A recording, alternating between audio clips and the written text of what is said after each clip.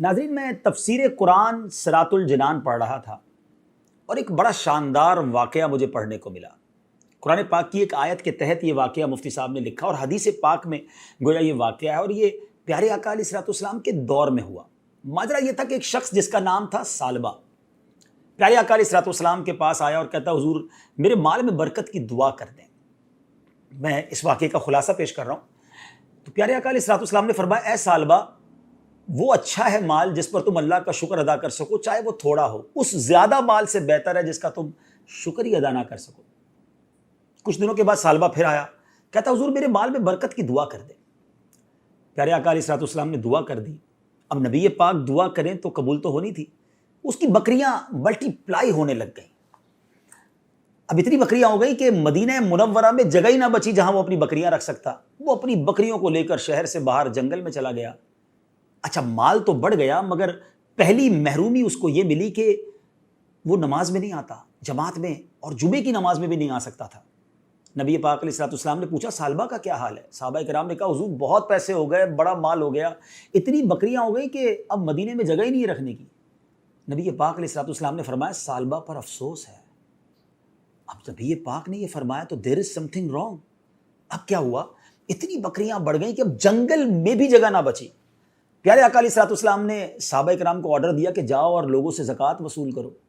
صحابہ کرام زکوٰۃ لیتے لیتے ثعلبہ کے پاس پہنچے اور کہا کہ تم نے بھی زکوٰۃ دینی ہے۔ جب اس نے کیلکولیٹ کیا تو زکوٰۃ میں تو بہت ساری بکریاں دینی پڑ جاتی۔ کہتا ہے، مجھے تو یہ ٹیکس معلوم ہو رہا ہے، میں بعد میں بتاؤں گا۔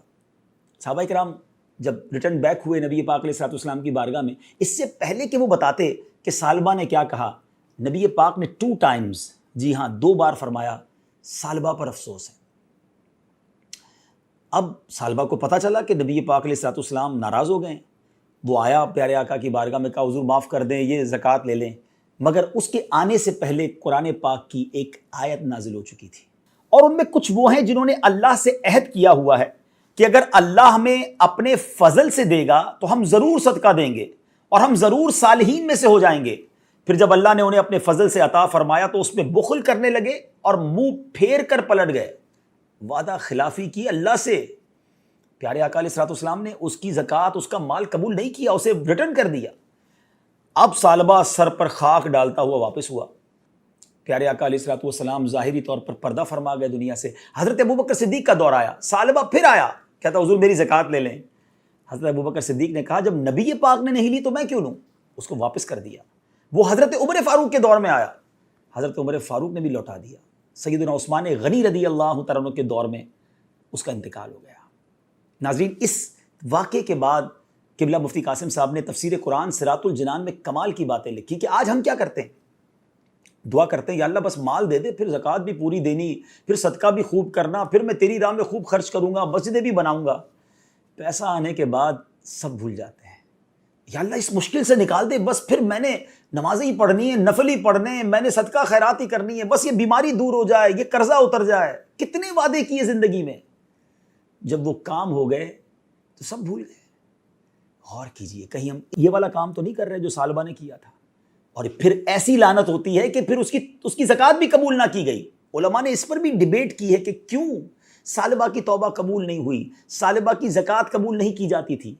تو بتایا گیا کہ ثعلبہ جب بھی پیسے دینے آتا تھا نا، اس ڈر سے آتا تھا کہ لوگ برا بھلا کہہ رہے ہیں مجھے، اتنا برا ہوں میں کہ میری زکوٰۃ ہی قبول نہیں ہو رہی ہے۔ وہ لوگوں کی شرم میں عبادت کرتا تھا، اللہ کے لیے نہیں۔ آج بھی کچھ لوگ ایسے ہیں کہ اس لیے نیکیاں کرتے ہیں، اس لیے حج کرتے ہیں، اس لیے زکوٰۃ دیتے ہیں، اس لیے قربانی کرتے ہیں، بڑے بڑے جانور لاتے ہیں کہ لوگ کیا کہیں گے اگر میں نہیں کروں گا، کنجوس کہیں گے لوگ۔ لوگوں کے لیے عبادت کرنی ہے؟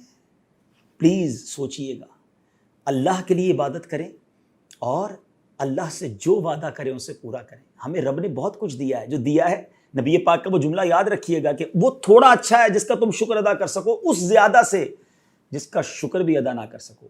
آخری بات کہہ کر گفتگو ختم کرتا ہوں کہ ایک بڑا پیارا کوسچن کیا گیا کہ ہمیں کیسے پتا چلے کہ یہ نعمت ہے جو ہمیں اللہ نے عطا کی ہے یا یہ ہماری آزمائش ہے؟